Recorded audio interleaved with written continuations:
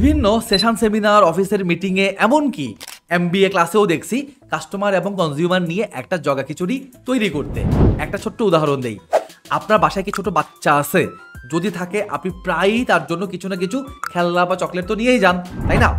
আপনি কিনছেন কিন্তু সেইটা ব্যবহার করতেছে কে? বাসার বাচ্চাটা। তাহলে আপনি হচ্ছেন কাস্টমার আর আপনার বাসার বাচ্চাটা হলো কনজিউমার। আর কাস্টমার মানে হলো ক্রেতা এবং কনজিউমার মানে হলো ভোক্তা। যিনি কিনেন তিনি কাস্টমার আর যিনি ফাইনালি ব্যবহার করেন তিনি হচ্ছেন কনজিউমার।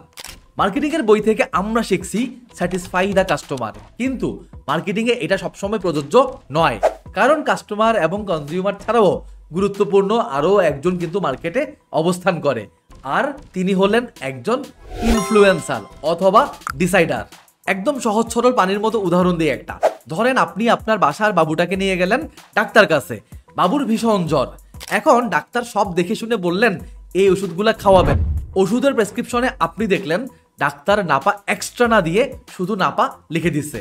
যদিও আমরা জানি নাপা এক্সট্রা তুলনামূলকভাবে নাপা থেকে ভালো, তারপরও আপনি কিন্তু নাপাই কিনবেন এবং নাপাই খাওয়াবেন, কারণ আর কিছুই না, ডাক্তার সাহেব আপনাকে ইনফ্লুয়েন্স করছেন এই নাপা খাওয়ানোর জন্য।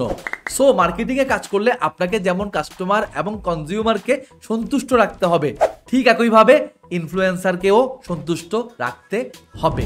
একটা ব্যক্তিগত অভিজ্ঞতা শেয়ার করি। আমি একটা সময় পেইন্ট ইন্ডাস্ট্রিতে কাজ করতাম। পেইন্ট ইন্ডাস্ট্রিতে একটা বিল্ডিং যিনি তৈরি করেন তিনি হচ্ছেন বেসিক্যালি কাস্টমার, আর ওই বিল্ডিংয়ে যারা ভাড়া থাকে তারা হচ্ছে বেসিক্যালি কনজিউমার। আর সেই ইন্ডাস্ট্রির ইনফ্লুয়েন্সার হচ্ছে পেইন্টার বা পেইন্ট কন্ট্রাক্টর।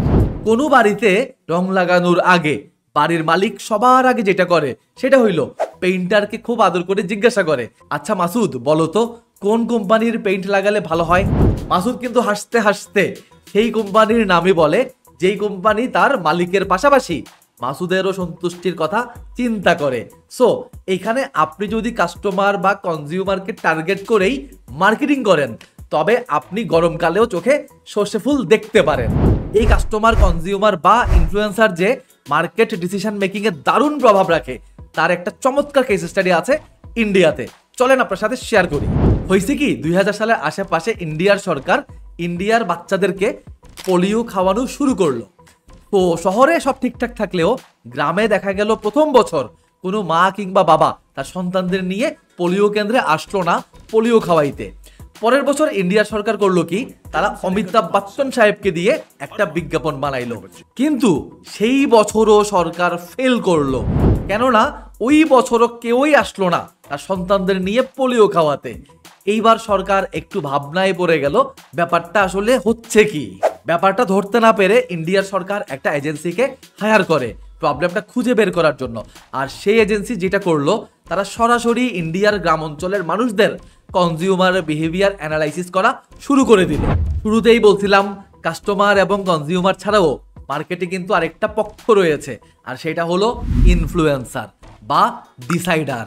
আমাদের এই কেস স্টাডিতে পোলিও টিকা যে নেবে সে হলো কনজিউমার, কিন্তু এখানে কনজিউমারের সিদ্ধান্ত নেওয়ার সামর্থ্য নাই, কারণ সে তো একটা ছোট বাচ্চা মাত্র।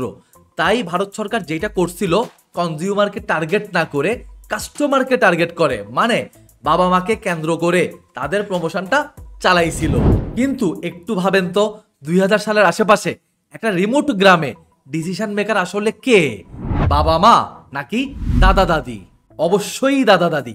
এইদিকে দাদা দাদিরা অমিতাভ বচ্চনকে চিনতেন 80-র দশক থেকে, আর সেই সময় এই অমিতাভ ছিলেন অ্যাংরি ইয়াং ম্যান। কিন্তু আজকের এই অমিতাভ আসছে তাদের কাছে অনুরোধ নিয়ে, যেটা দাদা দাদিকে একটুও কনভিন্স করতে পারে নাই।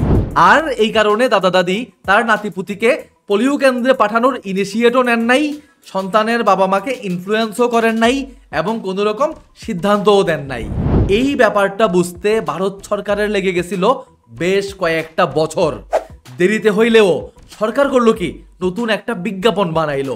এইবার অমিতাভ আর সুন্দর সুন্দর মিষ্টি মিষ্টি কথা বলে নাই। এইবার অমিতাভ খুব রেগে গেছিলেন এবং রেগে গিয়ে বলছিলেন, কাজটা কি আপনারা ভালো করছেন?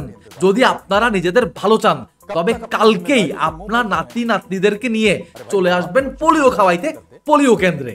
এইবার দাদা দাদিরা একটু ভড়কে গেল, ভাবা শুরু করলো অমিতাভ তো খেপে গেছে, ওনাকে খেপানো ঠিক হবে না। আর ঠিক তারপর দিনই পোলিও সেন্টারগুলোতে ভিড় করে বাবা মা তাদের সন্তানদের পোলিও খাওয়াইতে নিয়ে আসছিল। তার মানে আমরা আজকের এই কেস থেকে বা আজকের এই ভিডিও থেকে শিখলাম, শুধু কাস্টমার বা কনজিউমারকে ঘিরে নিজেদের মার্কেটিং প্ল্যানটা বানালে হবে না, সাথে ওই ইনফ্লুয়েন্সার বা ডিসাইডারদেরকে নিয়েও ভাবতে হবে।